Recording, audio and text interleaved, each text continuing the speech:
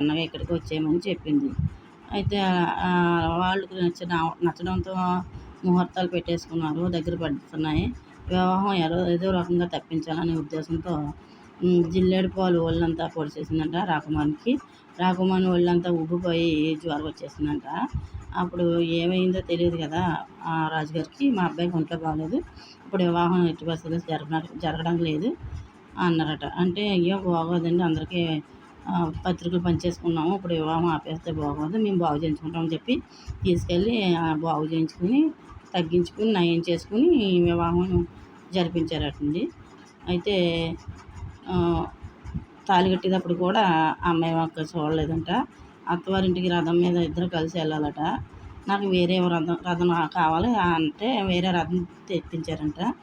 ఇద్దరు చెరుకు రథం మీద వెళ్ళారట. అమ్మాయి దిగిందంట, అబ్బాయి దిగలేదంటే ఇక్కడ వద్దు, నేను చెప్పిన చోట దింపండి అన్నాడంట. అప్పుడు ఆమె